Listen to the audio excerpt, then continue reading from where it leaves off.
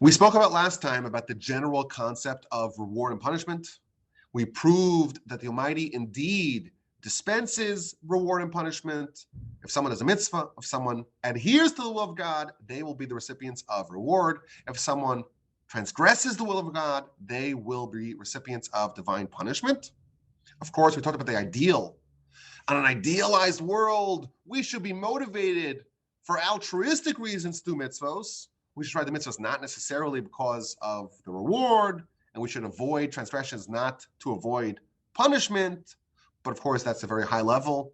And beginners should, we're told, in fact, be motivated by reward and punishment. And we spoke briefly about the concept of the afterlife, how it is the venue of reward and punishment in most cases. Today, I want to get down to the specifics and to broaden our discussion about the systems and the nature and the unique characteristics of divine reward and punishment. The concept of reward and punishment exists in our world. Humans, we reward good behavior and we punish bad behavior. But I want to focus now specifically on what we know about how the Almighty dispenses reward and punishment, because we will discover that it is in fact different than the way we do it here. So let's begin. The first idea is based upon a verse in Devarim, chapter 32. This is Deuteronomy chapter 32, verse 4. This is part of the Song of Ha'azinu. And it tells us that God is fair and just and precise in judgment. The way he doles out reward and punishment is with precision and with justice. Hatzur Tamim Pa'alo, the rock, his deeds are perfect. Tichol Rachav Mishpat, all his ways are just. Elu Manav Ein Avel, he's a faithful God, a trustworthy God, and there's no iniquity, there's no corruption. Tzadik v'yashar hu, he is true, he is righteous, he is upstanding. What does this mean? So Rashi tells us a bunch of interesting aspects of divine reward and punishment. So first of all, he tells us, Hatzur Tamim Pa'alo, God is like a rock. It's a name of God, but his deeds are perfect. What that means is, even though the Almighty is omnipotent, even though the Almighty is all-powerful, nevertheless, when he metes out punishment upon the wicked, he doesn't come at them with a flood. He doesn't pummel them in punishment. Rather, he does what's proper. His deeds are perfect. Okay, that's the first idea. And then he says the second idea. And this idea is going to upend our basic understanding of how reward and punishment is in fact dispensed. And there's a few moving parts here, so you have to listen carefully. El Emunah, a trustworthy God. What does that mean? Says Rashi. God is trustworthy. Lishalim litzadikim, to pay the tzadikim, the righteous, tzidkasam, their merits, their righteousness, le'olam haba, in olam haba, in the afterlife. So God is trustworthy to reward the righteous for their righteousness in olam haba. And even though he's going to delay his payment, you do a mitzvah here, and then you live till 150, you have to wait 150 years at a minimum. We don't know exactly the timeline of Olam Haba. We'll talk more about that at great length down the line. But your whole life, you don't get any reward. The money is not paying you on time. Nevertheless, you could trust God, he'll pay you for your righteousness, for the righteous people in Olam Haba. In the end, the money will deliver. Ve'ein aval, and there is no iniquity. What does it mean that God's treatment of us is fair? There's no iniquity. Af l'rishayim, the Almighty will also reward the wicked. He will pay their reward for their righteousness, whatever righteousness a wicked person has, be'olam hazeh, in this world. So the Almighty is trustworthy. He'll pay the righteous for the righteousness in the world to come, and he will also pay the wicked, people who are generally wicked, but also have a few mitzvos, he will pay their righteousness in this world. concludes the verse, Tzaddik v'yashar, who God is righteous and upstanding, everyone justifies the judgment of God. So Rashi tells us something very interesting. God is just, God is fair, God is righteous in dispensing reward and punishment. So that's the general idea of the verse. And that the righteous, they're going to have their reward delayed until the afterlife. And the wicked, they're going to get their reward for their comparatively few mitzvos in this world, and everyone accepts his judgment as righteous. Now, this Rashi is actually a citation from the Talmud in the book of Taanis, page 11a. And this is a very interesting and instructive piece on how God dispenses reward and punishment. And it's going to unlock for us many of the unique aspects of divine reward and punishment. It gives us a little bit more context. It tells us God is a trustworthy God, just as the Almighty will punish the wicked in Olam Haba, even for a small transgression. So too, the Almighty will punish the righteous in this world, even for a small transgression. And just as the Almighty will reward the righteous in Olam Haba, even for a small mitzvah, so too, the Almighty will reward the wicked in this world, even for a small mitzvah. So if we unpack this Talmud, we discover some very important ideas. So first of all, first important idea, a person's general righteousness does not overshadow all the preponderance of deeds that they do. Meaning, a righteous person, someone's righteous person in general, they don't have blanket immunity for the few sins that they actually did. So you have a righteous person, they did a few sins, those sins must be punished for, provided the person doesn't repent. Conversely, if you have a wicked person, God does not ignore the few measly, meager, paltry mitzvos that the wicked person does. Every mitzvah, no matter how big or small, and no matter the relative righteousness of the person who does it, that mitzvah engenders reward. Similarly with transgressions. No mitzvah is too small to be negligible. No sin is too small to be ignored. So that's idea number one. Righteousness of the individual does not overshadow all their deeds, and there are different sizes of mitzvahs relative to how much reward they get, similarly with sin, and all that's accounted for. But the big bombshell of this Talmud is that the venue of reward and punishment is different for the righteous and the wicked. The righteous are punished here for their few sins and rewarded in Olam Haba, in the future, down the line, for their many mitzvos. And the wicked get the opposite treatment. They are rewarded here for their few mitzvos, and they are punished in Olam Haba for their many sins. So when we say that there's no ultimate reward for mitzvahs in this world, we have to be much more nuanced about it. Excuse me. That is referring only to the righteous who have their reward saved for Olam Haba. For the wicked, they in fact get their reward here. So let's explain what this is actually telling us. Ultimate reward and ultimate punishment is indeed reserved for Olam Haba. But depending upon the righteousness of the individual, that will determine if they are recipient of ultimate reward or of ultimate punishment.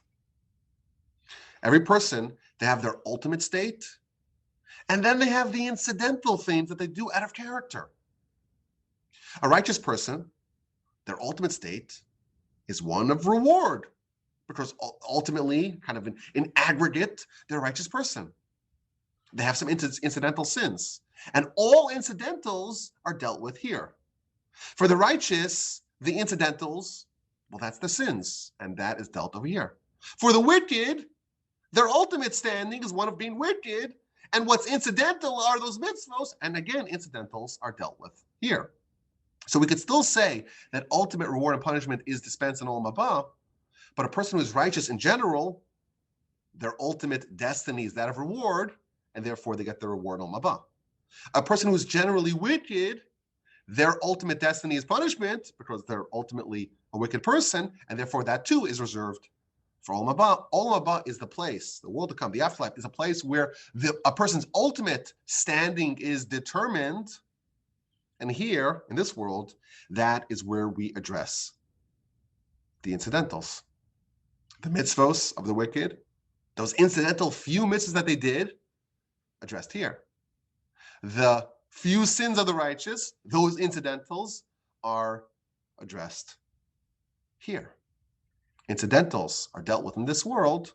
The ultimate venue of reward and punishment is, in fact, the afterlife.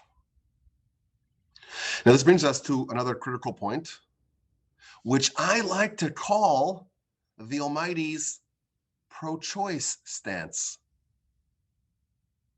I'm trying to get everyone's attention here. Listen to this. We know that reward in Olam Haba greatly exceeds reward in this world. How do we know that? Because it says so explicitly.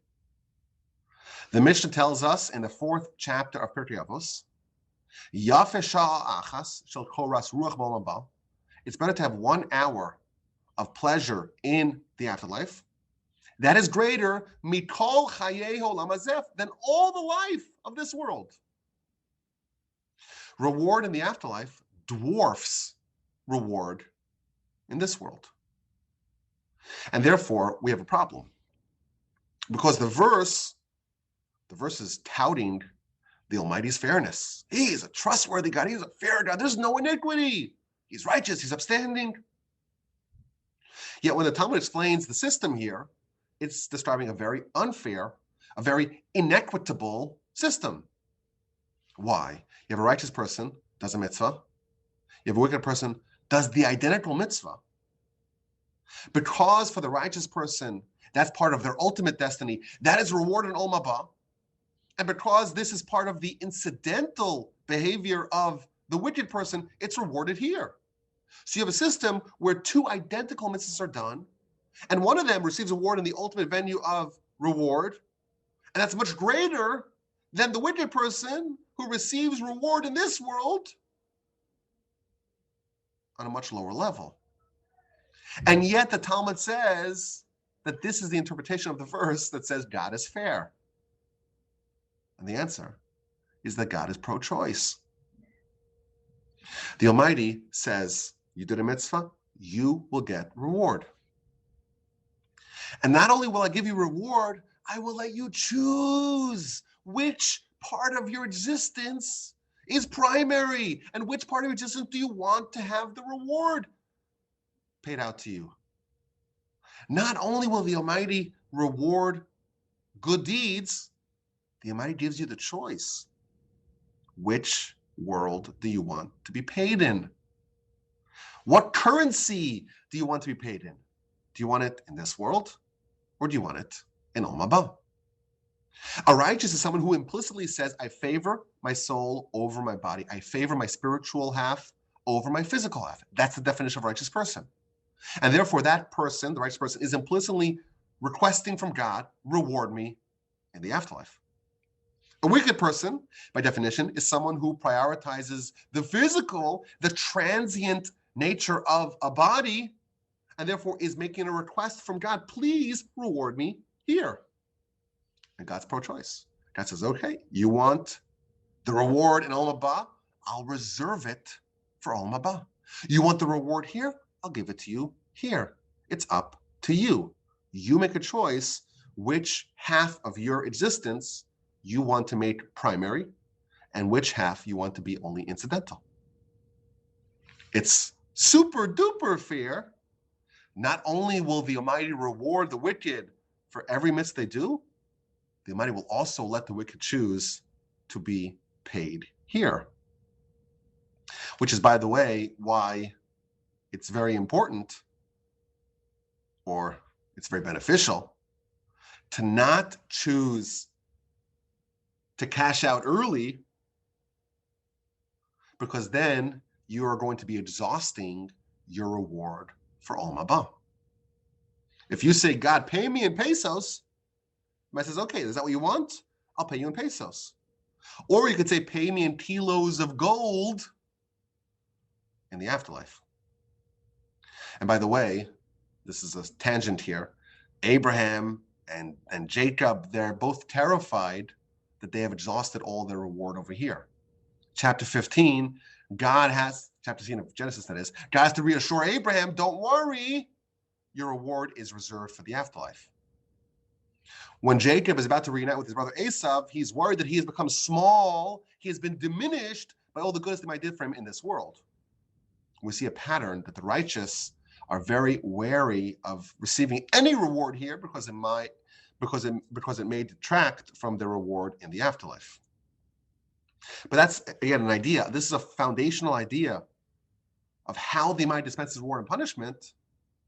Everything's accounted for, and a person gets to choose their primary identity and the area in which they want to receive reward. There's another point over here. We're told that there's a big mitzvah and then there's a small mitzvah.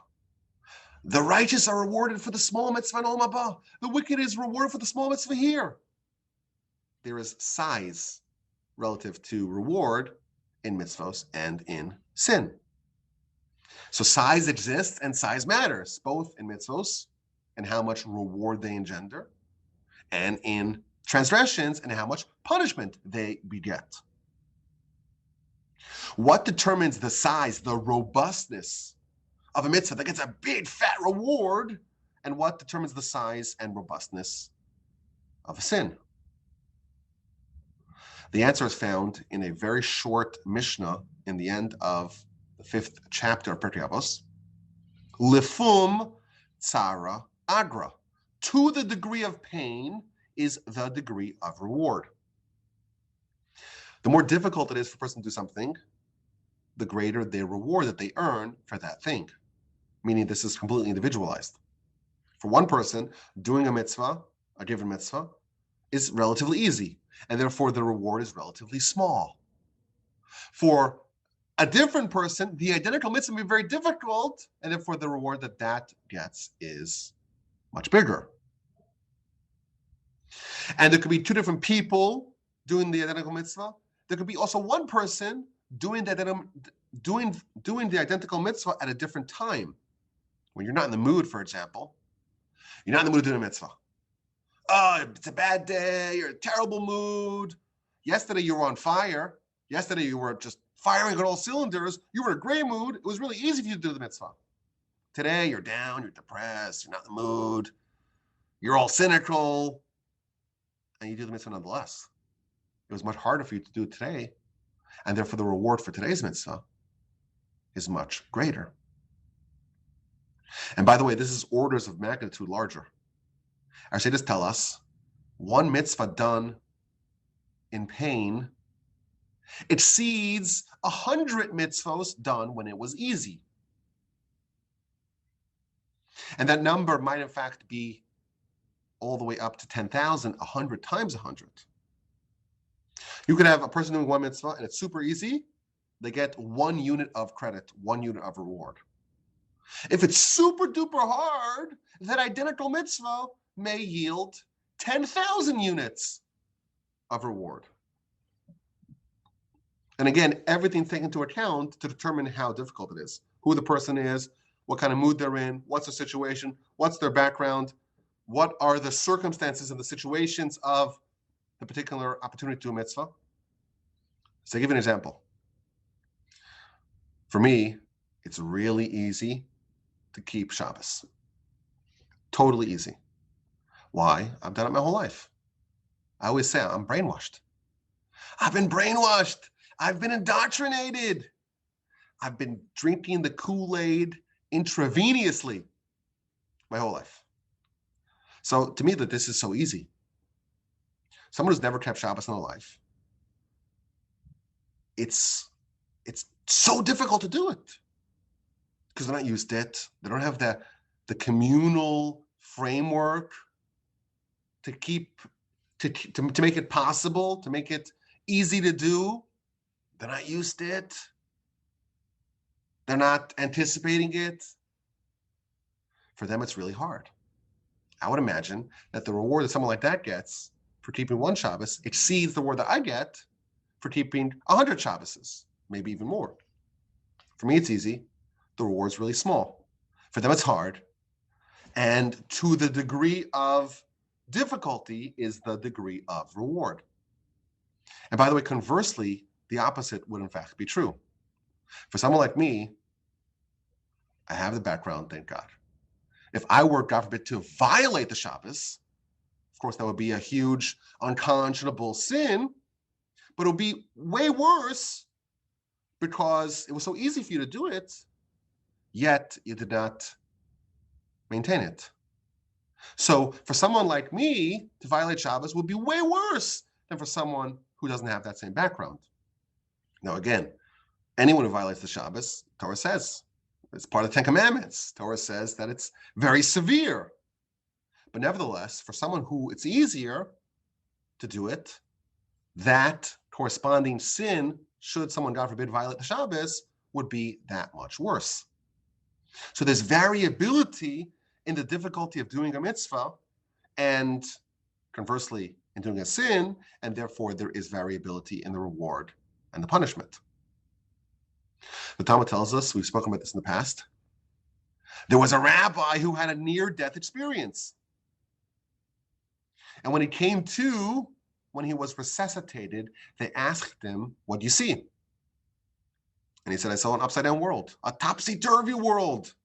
The lofty ones are lowly, and the lowly ones are lofty. And they said to him, no, you didn't see an upside-down world. You saw a clear world. Our world is upside down. There is a fundamental difference between how our world accords honor and accords reward and punishment versus how God does it. We don't have the tools to properly judge people. We don't know what a person's background is. We don't know what their history is. We don't know what their challenges are. We don't know what their Yetzer Hara is. We can only look at the results. We can only judge in absolute terms. We're not able to see all the nuances that go into determining a person and their background and their kind of challenges. And therefore, if there's someone, let's say, who was granted all the gifts and they accomplished a lot, but they did only 50% of what they could have accomplished, they are not, in God's eyes, as lofty as someone who did a third, a tenth, a hundredth on an absolute scale of what they did, but someone who maximized their potential. If you do 100% of what you can do, even if in absolute terms that's 100th of what someone else does, you are completely righteous. Because God judges everyone as an individual relative to their unique circumstance. No one is expected to do more than they can in fact do, and no one is let off the hook for what they could have done. So effort matters, and therefore the degree of difficulty, that's going to determine the value of a mitzvah. How much did it hurt you to do it? How much effort and devotion and dedication did you expend? And therefore, listen to this. What about when someone tries to do a mitzvah?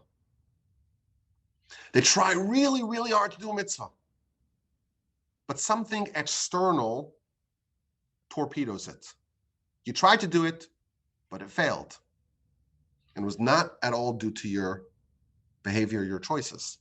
Says the Talmud, the book of Kiddushin, page 40a, in the middle, Amar of Asi, afilu chashav adam lasos mitzvah. A person tried to do mitzvah. They intended to do it, but something came up, something happened, an accident happened. The Almighty considered it as if they actually fulfilled it. They get the reward as if they did it. But vice versa, it doesn't work like that. You try to do a sin, but you didn't actually do it because of something else, you are spared the punishment. If you try to do a mitzvah, you invested the effort to do it, that will grant you reward. And by the way, this is an amazing difference in the reward that God distributes versus how we do it. Here, you are rewarded for what you actually accomplished. So suppose you work really hard, but for whatever reason it fails, you're out of luck. You try to study your mathematics or your science and you write half your dissertation, and for whatever reason you can't finish it, you get 0 credit in this world. No one cares how much you actually tried. In Torah, the effort is rewarded. And therefore, someone can have enormous accomplishments, but they can be rewarded less than someone who has meager accomplishments, but had to work harder to achieve them. It's a true meritocracy of effort and degree of difficulty, not outcome. There's another idea here. God is fair. God is precise in judgment. Now, if you look at this verse that we quoted in Devarim, Deuteronomy, God is righteous. God is fair in judgment. It seems like it's pretty muted praise. Oh, God's fair? Don't we have human judges that are fair too? Why is this praise that's worthy for God? So the commentaries tell us that in our world, we cannot do true justice. Why is that? Because there are consequences and consequences of consequences. There's the butterfly effect that you have no idea what are the ultimate consequences of your choices. And therefore, you're punishing someone. Let's say you punish someone. You imprison them. They did a crime. You imprison them. You're not just punishing them. You're punishing their colleagues, their family, their neighbors. Who knows how many people you're actually punishing? People who are completely innocent of any crime. But our judicial system cannot take that into account because we're not God. But God is fair in judgment. There is no iniquity in God's system of reward and punishment. And therefore, God will only punish someone if they are, in fact, guilty or they are deserving of that degree of punishment. And therefore, God won't punish daddy if daddy's kids are undeserving or unworthy in any way of having that done to them. So there is a controversial idea. The Chazon Ish, he said that it's a bad idea to get life insurance. Now, just for the sake of full disclosure, I actually have life insurance. But listen to this idea. He says, you're put on the scale. Should this person live or should they die? So again, if it's a human court, they could only take into account the alleged offenses of the person being judged, of the defendant. But God takes everything into account. And therefore, if your kids are going to suffer because you're not around, you may be guilty, but the kids are innocent. And therefore, it's not fair to judge them, to punish them for your crimes. But what's going to be when daddy has a big fat insurance policy? Daddy is gone, but you know what? The kids are still fine. They're tended to. Well, now you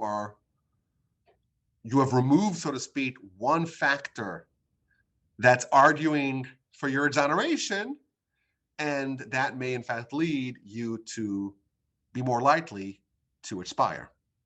And therefore, says Chazon Ish, shouldn't get life insurance. Again, I'm not declaring this as a rule. As I mentioned, I do have life insurance, but at least the principle is true. If the Almighty works with such complete precision, it's completely righteous, and there's absolutely no iniquity, this actually makes a lot of sense. But again, the general idea is that the way the Almighty does it is completely different than what we're even capable of doing it. It's completely honest, completely fair, completely just, and completely righteous. That's another element of divine reward and punishment. Here's another idea. The Almighty is going to have a bias towards reward over punishment. Now listen to this idea. We know that the Almighty created the world because he wanted to do good. He wanted to be a benefactor to humans, because humans could be recipients of God's goodness. The Almighty's desire, ultimate desire, is to do good. If so, why does he punish? Isn't punishment doing bad? Punishing people? So sages tell us that punishment is actually for the benefit of the individual being punished. The man isn't punished like we would to get revenge, to get back at someone. No. The Almighty punishes like a loving father disciplines a misbehaving child. The Almighty reprimands and admonishes out of love to help cleanse them from their flaws, to help prime them for reward. As a result, there's a fundamental difference between reward and punishment. Reward, that's the Almighty's actual desire. That's what he wants to do. That's why he created the world. Punishment, well, that's only to facilitate reward. And therefore, it's going to be a bias favoring reward over punishment. He loves his creations like a father loves their children. And therefore, reward is things working as intended, and punishment is not quite equal. It's not the desired outcome. It's like a father's reprimandation, and therefore it's going to be less. It's going to be weaker than the parallel punishment. Sorry, than the parallel reward. So here's an example of this. We already mentioned this earlier. One example is when a person tries to do a mitzvah, but for whatever reason they weren't able to do it, they weren't able to consummate that mitzvah, they receive the reward. But the Almighty will only punish someone if they, in fact, succeeded in actualizing their transgression. Similarly, we find the following idea. In the Talmud, the Almighty's reward outshines punishment by a factor of 500. The verse says the Almighty will extract punishment for 4 generations, but will extend reward for 2,000 generations. Thus, by a factor of 500, the Almighty favors reward over punishment. And here's where it gets interesting. We don't have a concept of the amount of reward that God gives. What's the rate of reward for a mitzvah? How much is the reward for a given mitzvah? Torah doesn't reveal to us the extent of the reward that God accords those who listen to him. In fact, we're told in the Mishnah, first Mishnah in chapter 2 of Pirkei Avos, Ein ata yodeh matan schar shel mitzvah. You don't know the reward of a mitzvah. Nevertheless, we get some clues. And what we discover is that if we have this little window, this little appreciation of how the Almighty gives reward, what we discover is that the reward is staggering relative to a mitzvah. So listen to this. In the book of Numbers, Bamidbar, the end of Parshas Beha'aloscha, Miriam, who is Moshe's older sister, she speaks Lashon Hara against Moshe.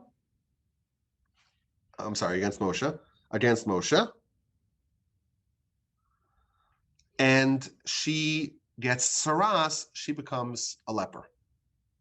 And she has to have 7 days of quarantine until she can be healed from her malady. And the verse tells us that the nation did not travel. It was time for the nation to travel. They didn't travel, and they waited for her for 7 days. Why did they wait 7 days for Miriam? This one old lady. There's a nation of millions of people. Why is everyone waiting for Miriam?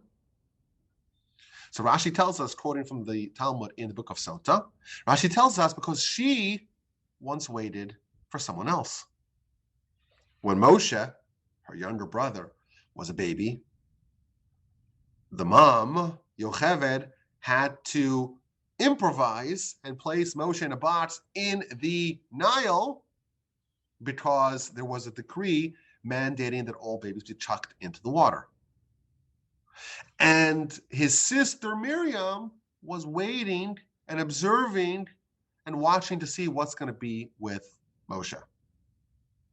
And as a reward for her waiting for Moshe, the nation waited for her. I always say that this example gives us a snapshot of the divine system of reward. How long did she wait for him?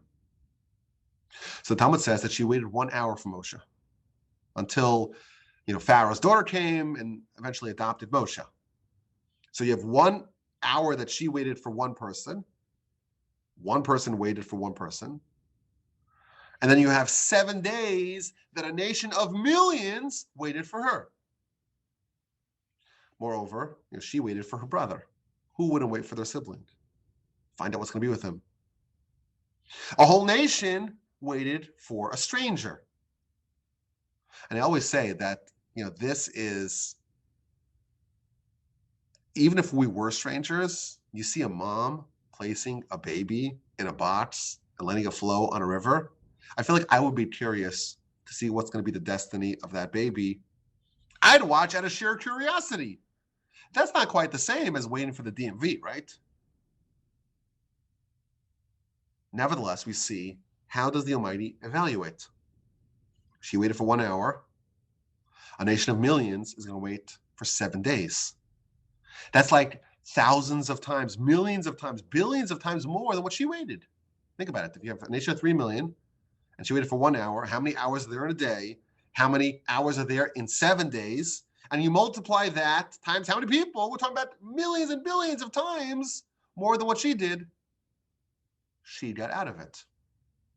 A little window in how the amplification of mitzvos results in the reward for said mitzvos. Here's another example. Listen to this. One of the worst villains of our history was a man named Nebuchadnezzar, king of Babylon. He was the one who destroyed the first temple, slaughtered countless Jews, took countless Jews as slaves in chains to Babylon. And he was effectively the king of the entire world. His sprawling empire essentially covered all of the known world or the civilized world at the time. Civilized is a relative term. He was the most powerful man the world had ever seen. How did he get that honor? The Talmud asked that question. How did Nebuchadnezzar, how did he get that honor? Says the Talmud, it was in the merit of the 4 steps that he took. What are these 4 steps? It says the Talmud, this is the book of Sanhedrin, page 96a.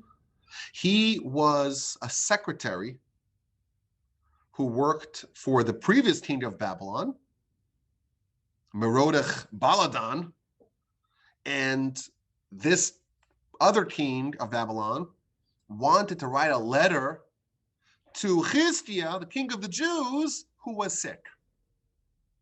The Talmud tells us, how did he know who Chizkiah was, or that he was sick? It tells us just some interesting backstory here, that Chizkiah was a righteous king, but his father was a wicked king, Achaz. And when Achaz died, there was a miracle that the day was shortened. Why? Because he was such a wicked king, and therefore it was inappropriate to mourn him as you would mourn an ordinary king. And therefore, the Almighty shrunk the day in order that there shouldn't be enough time, or there should be so much time to mourn this wicked king. And when the king of Babylon says, well, what happened today? Why is today such a short day? They said, well, Achaz died. And then when Chizkiah was sick, King Chizkiah, Hezekiah, when he was sick, those extra hours that were removed from the day of the funeral of his father were added to the day, so that there's more daylight, so that way his healing happens in a more expedited fashion. And therefore the king of Babylon says, wait, what's happening now? Why is the day so much longer? They'd say to him, well, King Chizkiah is ill. And he says, oh, he's ill. I got to send him a letter wishing him a recovery. So who was writing that letter?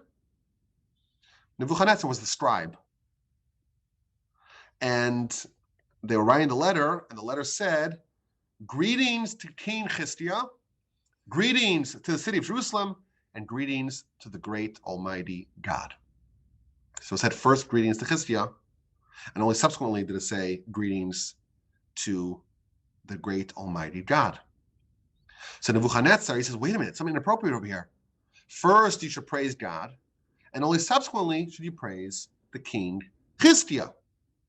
So he ran out after the messengers and says, no, we got to switch it. We got to alter it. We got to alter the text of the blessing. First, you have to say greetings to God, and then you say greetings to King Chizkiah. So indeed, Nebuchadnezzar pursued the messenger, and they revised the letter. Says the Talmud, why did he become such a powerful king? And why did he become the king of Babylon, the king of the whole world? Because he ran 4 paces to uphold the honor of God. Says the Talmud, had he ran even further, he would have completely destroyed the Jewish people. He would have had so much power as a reward for his upstanding of the honor of God, or for standing up for the honor of God, that the Jewish people would have been completely destroyed. His power would not have been curtailed at all. Says the Talmud, imagine the reward of Abraham, Isaac, and Jacob. Nebuchadnezzar was rewarded in this world because he ran 4 paces for the honor of God. Abraham, Isaac, and Jacob, they ran their whole lives like tireless horses to uphold and to stand up for the honor of God. Imagine their reward. Says Rashi, you will be astonished at the reward. If this is what an evil person, King Nebuchadnezzar, has for 4 paces, that's it, 4 steps that he took for the honor of God, he was given so much reward in this world. Imagine the reward for Abram, Isaac, and Jacob. I think this is a valuable idea. The reward is not equal to the effort expended. It's amplified by factors of millions. None of us would say that the deserving reward for 4 paces, when someone walks 4 paces for God's honor, that should result in the honor and distinction and stature of Nebuchadnezzar. We wouldn't say that, but that's how God works. And we have no idea the reward that Abraham, Isaac, and Jacob are getting or are destined to get in the afterlife. We have no idea. Our eye cannot see that. But this gives us just a picture of the rate of reward that the Almighty dispenses. In God's eyes, the deserving reward for walking 4 steps for God is the equivalent of becoming someone as powerful as Nebuchadnezzar. He's not going to get any reward in the afterlife, and therefore it's all given to him here. And this makes sense. And this idea, I think, explains why. And this idea explains why our sages always remind us to keep in the back of our minds the concept of reward and punishment, so that way we don't sin in this world. Look at three things, visualize three things, and you will not sin, says the Mishnah in the beginning of the second chapter of Pirkei Avos. Know what's above you, a seeing eye, a listening ear, and all your deeds are inscribed in a book. The first Mishnah of the third chapter of Pirkei Avos tells us, look at three things and you won't sin. Know before whom you are destined to give an accounting and a reckoning before God. So again, this idea of reward and punishment is very helpful for us to help us construct our life and the priorities that we have and the choices that we make and the agenda that we set for ourselves in this world, because we know that there is boundless reward that's designated for those who adhere to God. And of course, the flip side, the punishment for violation of the will of God is equally draconian and intense. And again, I want to point out, this is still an introduction to the subject of reward and punishment. We're trying to get more of an understanding into the nature of the divine method of reward and punishment. And we learned that God is completely fair. Nothing is overlooked. Nothing is immaterial. Nothing is insignificant. The ultimate reward and punishment is an Olam Haba. The tzaddik ends up with ultimate reward. The wicked one ends up with ultimate punishment, and incidentals are addressed over here. Not all mitzvahs are created equal, and the thing that determines the degree of reward is how difficult it was for a person to do that, and everything is individualized. You get rewarded for your effort. How hard was it? How much did you have to expend? Even if that does not necessarily translate to results. And then we looked about a bias towards reward over punishment. That is what the Almighty is in fact desirous of. There's a factor of 500 more reward over punishment, and we saw a few examples of the staggering rate of reward relative to a person's input. And it's good advice to remember that we will face judgment. That will help us make sure that we live a righteous life and an exceptional life. Of course, there is still so much to cover. We're going to talk about the Gehenna. I'm really excited for that. I read some crazy stuff recently. I'm excited to share that. Olam Haba, what's Olam Haba? What do we know about it? What is beyond us? What happens after you die? Reincarnation. I'm really excited about all these subjects coming up in our Torah 101 series. Until then, my email address is rabbiwolbe@gmail.com.